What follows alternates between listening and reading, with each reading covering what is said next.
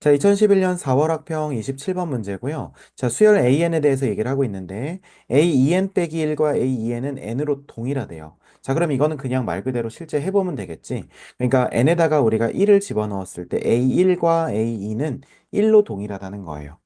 네, N에다가 2를 집어넣으면 A3과 A4는 2로 동일하다는 거죠. 네, N에다가 3을 집어넣으면 A5와 A6은 3으로 동일하다는 거. 그래서 이렇게 네, 쭉쭉쭉쭉 올라갈 거예요. 네, 그죠? 자, 그럼 그랬을 때, 자, 지금 여기서 첫 번째 항부터 n번째 항까지 합을 SN이라고 한다. 그러면 네, 1, 1, 2, 2, 3, 3, 4, 4 이런 식으로 진행이 된단 말입니다. 네, 지금 항들이. 그런데 첫째 항부터 240번째 항까지의 값 중에서 3의 배수를 값으로 하는 모든 항의 개수. 그러면 이건 SN 자체에 대한 파악이 중요하겠죠? 네, 자, 그러면 SN 자체가 어떻게 3의 배수가 될 수 있는지는 그럼 우리가 여기서 더해가면서 규칙을 파악할 수밖에 없겠어요. 그죠? 네, 음. 자, 일단 첫 번째까지 S1은 아니고요. S2도 아닙니다. S3도 아니고 S4는 맞죠. 네, S5가 맞고요. S6도 맞아요. 네, 다시 S7은 아니고 S8도 아니고요. 네, 그럼 선생님 그거 어떻게 이렇게 판단을 할 수가 있을까요? 라고 우리가 한번 생각을 해보면, 자, 우리가 3의 배수 만드는 것은 약간 경험이긴 한데, 3의 배수 만드는 건 어차피 더해서 보는 게 아니고요. 그 나머지로 보는 거거든요. 자, 예를 네, 들어서 우리가 4랑 7을 더했을 때는 3의 배수가 되지 않습니다. 그 왜 그런 거냐면, 4랑 7은 3으로 나눴을 때 나머지가 1이거든요. 네, 그럼 이런 친구들은 어차피 더하면 3으로 묶이는 부분을 제외하고 나머지가 2가 남기 때문에 절대로 3으로 나누어 떨어지지 않습니다. 네, 이해가 되시죠? 네, 그렇다는 것은 결국 우리가 어떻게 접근을 해야 되냐면, 아, 그럼 얘네들을 우리가 쭉 더해간다고 했을 때 3으로 나눈 나머지의 변화의 그 추이를 보면 되겠다. 이런 생각이 네, 들지 않을까요?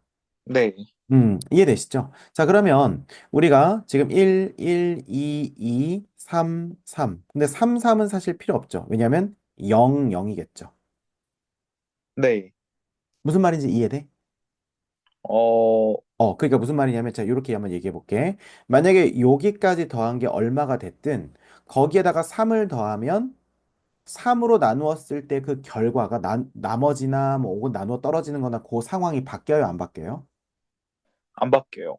그 얘기하는 거야. 예를 들어서 4가 3으로 나눴을 때 나머지가 1이었다면 여기다 3을 더해봤자 여전히 3으로 나눴을 때 나머지가 1이라는 거죠. 네, 그러니까 3을 더하거나 6을 더하거나 이렇게 3의 배수를 더하는 상황은 그 상황에 영향을 안 준다는 거야. 네, 자, 그러면 한번 볼게요. 여기까지 나눈 게 나머지가 1이고요. 여기까지 더한 게 나머지가 2겠죠?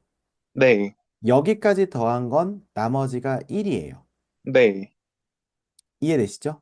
네, 여기까지 더한 건 나머지가 0이고요. 자, 그럼 그건 네, 0인 건 어떻게 알았냐? 라고 했을 때 이 숫자를 보면 나머지 1, 나머지 1, 나머지 2, 나머지 2예요.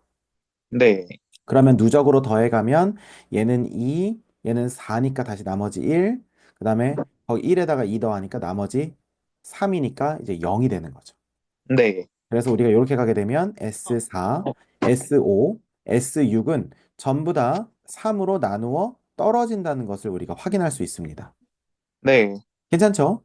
네, 그럼 S6에다가 그러니까 A7까지 더했어. S7을 만들었어. 그럼 다시 나머지가 1이 생기겠지.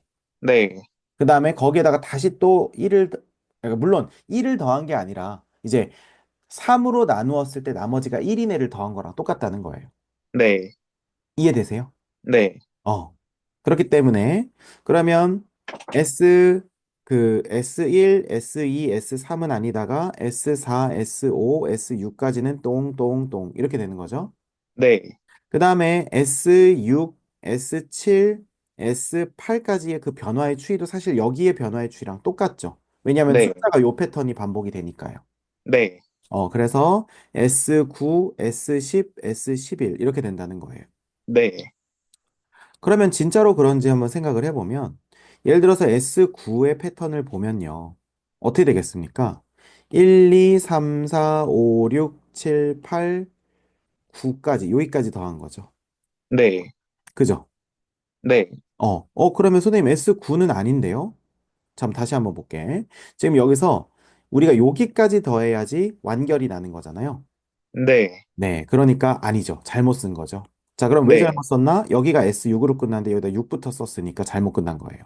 자, 그래서 7, 8, 9, 여기가 10, 여기가 11, 12 하면 딱 맞아 떨어지죠. 네. 네, 그래서 이제 요 친구인 애들 전부 다 오케이. 요 친구인 애들 전부 다 오케이. 그 다음에 요 친구인 애들까지 전부 다 오케이라는 겁니다. 네. 그럼 4, 5, 6, 10, 11, 12 이런 애들을 전부 다 모아야겠죠.